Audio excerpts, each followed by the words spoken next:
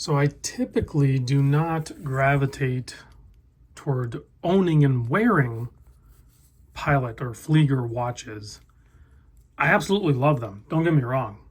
I love the way they look. I love the lume on the modern ones like this guy here, this Laco, which is one of the originals. And this is a great looking watch. But this is not the watch I'm going to show you. This is just one I happen to have on hand that I can use as a reference point. But this is the one I want to talk about. So this is a new brand. So obviously a new watch from Work Watch Company. This is going to be called the Waypoint. Adam reached out to me quite a while ago. I think maybe a year ago. What sets this one apart is, and what really resonates with me, is it's grade 5 titanium. I love my titanium watches. As far as I know, there isn't any titanium Fliegers out there. I could be wrong, but I'm really digging this one. And, you know, it's cool that I still really dig like the micro brand, the startup brands.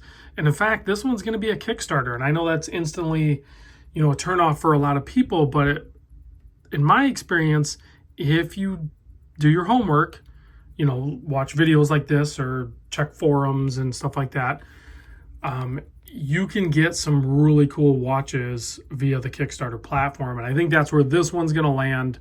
This is no slouch. This is a very well-spec'd and well-built watch. It's not going to be for everybody, but I think if it looks really cool to you, I think it's going to be a smart buy. And I'll cover the specs and that'll explain why. But let's get into the size. Yeah, I got a Band-Aid on my finger. No, I'm not going to wear gloves, but I will conceal, you know, a messed up finger or something like that. So yeah, we got a Band-Aid. But the case on this, I measure at 41.9 millimeters. So yeah, 42.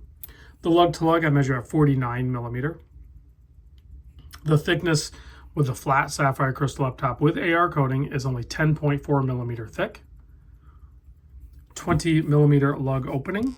So you have infinite amount of options for your strap. The leather that it comes on is a nice, this watch and the straps and everything is a prototype. Although I think it's near production level prototype.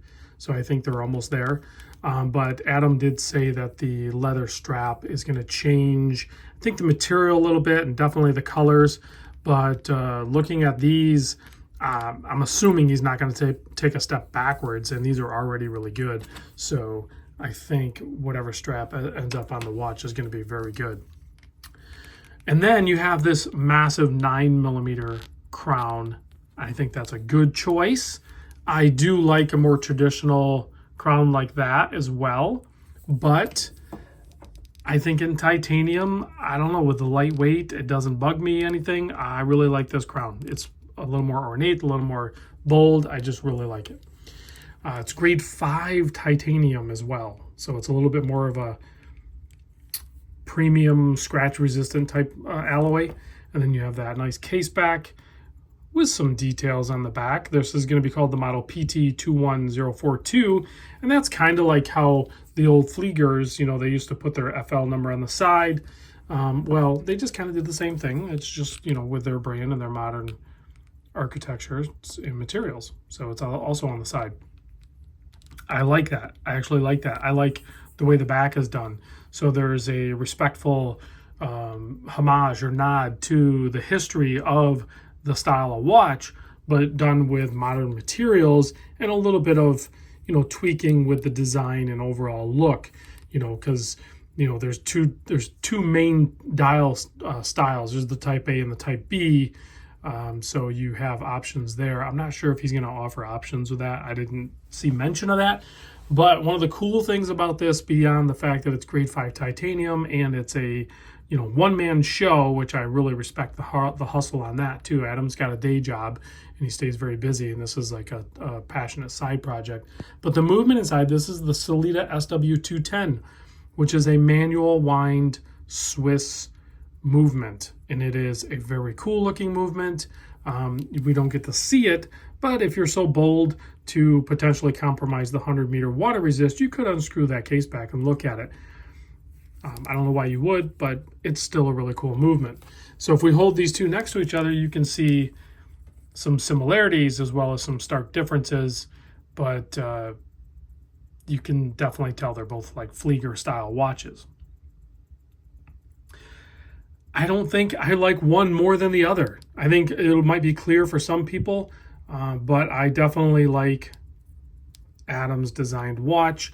I think the only thing that is kind of missing on it for me is we don't have any hour markers.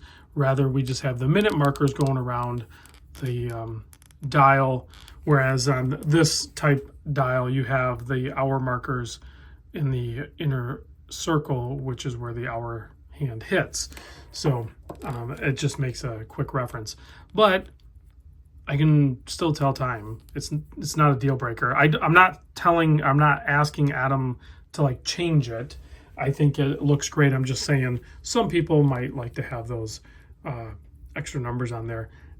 I think the dial's pretty symmetrical the way it is. I like it. And the hands are oversized and they are blued. You can see that. And then I like that seconds hand, which is going to be fully coated with lume. The lume on this thing is incredible. So closer look at it there. And then you have, it looks to be a metal chapter ring or riot or whatever you want to call it, with like little dados out of it. There's like little subtle things. And then even the ghosting of the brand, the W and the work. It's nice and kind of discreet on the dial. The target price on this thing is going to be like $580. To me, that's a lot of watch. So when the Kickstarter launches, which I believe is going to be September 20th, hopefully when I release this video, will be coinciding with that. I intend to add my name to the list of the Kickstarter. I'm going to back this project. And I don't do that very often. But I don't have a Flieger. And I don't typically find myself, I mean, I love the Lacos. I like the IWCs. There's a bunch of the original ones I like. And the lume is great on this Laco as well. But I just tend to connect more with that individual, in this case, it's just Adam, the one-man show. But you guys know I like the micro brands. I like to have that where we can just communicate on a one-to-one basis.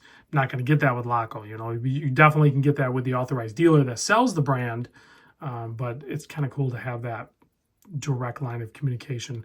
Not that you'll use it, but it's just an interesting time of the watch enthusiast market that we're in, that we have that. Enough babbling.